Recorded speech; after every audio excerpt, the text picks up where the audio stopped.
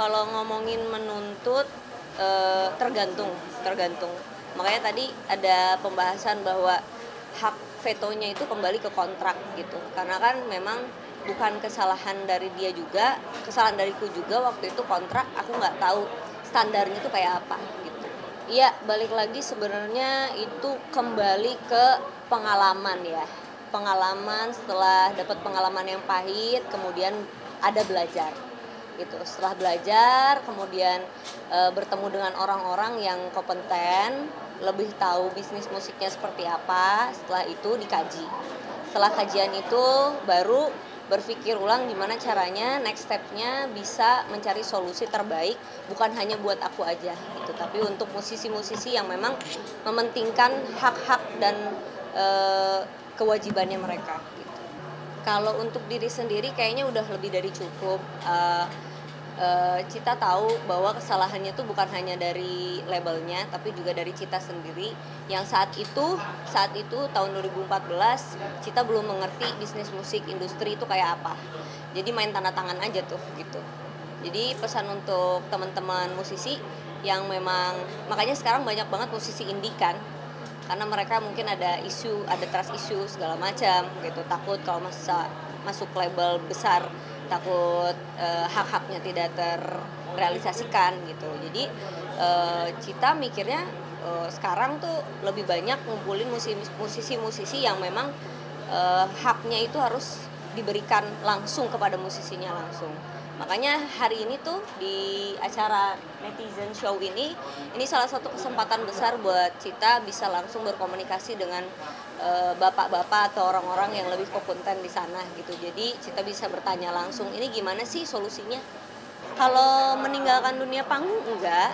Sebentar lagi, beberapa bulan lagi aku bakal rilis albumku yang terbaru, tapi genrenya berbeda, nggak dangdut lagi. Kenapa nggak dangdut lagi? Bukan aku menghina dangdut. Aku senang dengan semua musik, tapi aku pengen bereksplor. Jadi nggak cuma stuck di situ aja. Kedua, memang aku lahir bukan jadi penyanyi dangdut.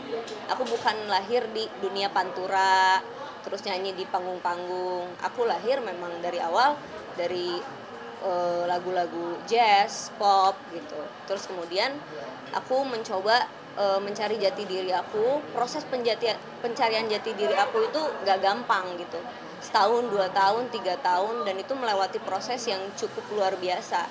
Ada harus sabar, ada harus sadar gitu, terus kemudian jujur kepada diri sendiri, ini Cita maunya apa gitu.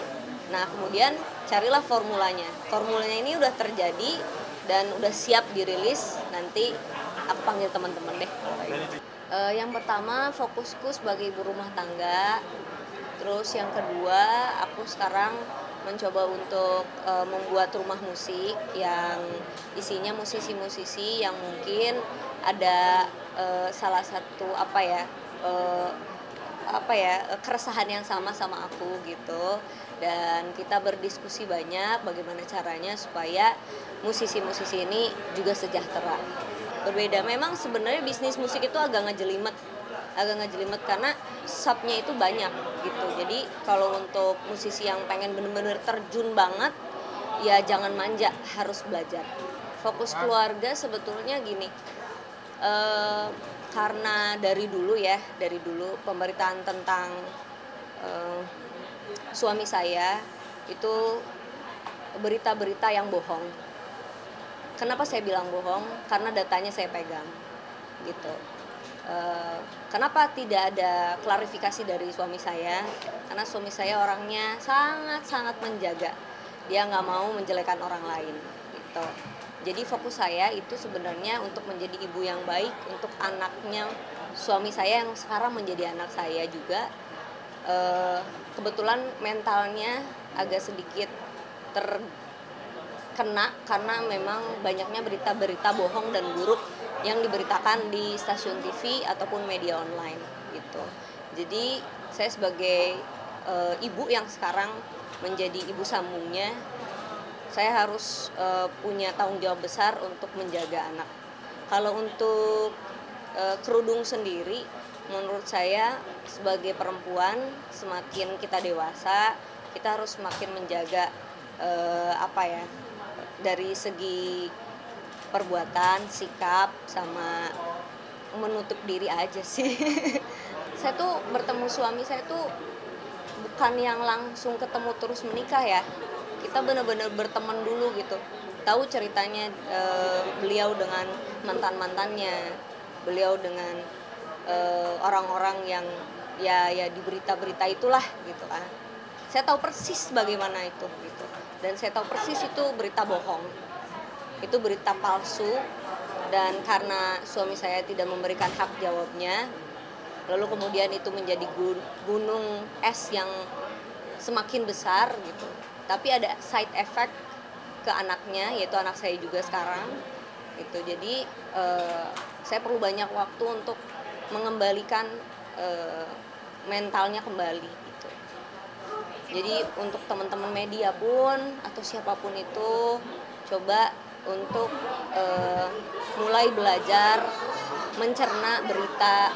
Jangan sampai berita-berita yang aneh-aneh itu nggak langsung ditelan mentah-mentah gitu aja. Ya, kalau aku lihat sebenarnya kalau ngomongin netizen, aku balas, ada yang aku balas, ada yang aku enggak. Yang aku balas sebenarnya sebagian besar aku ngasih edukasi aja. Dan ternyata riset membuktikan, riset membuktikan mereka hanya ingin cari perhatian aja sih. Cari perhatian aja untuk kita balas. Tapi nggak apa-apa, yang penting mereka senang.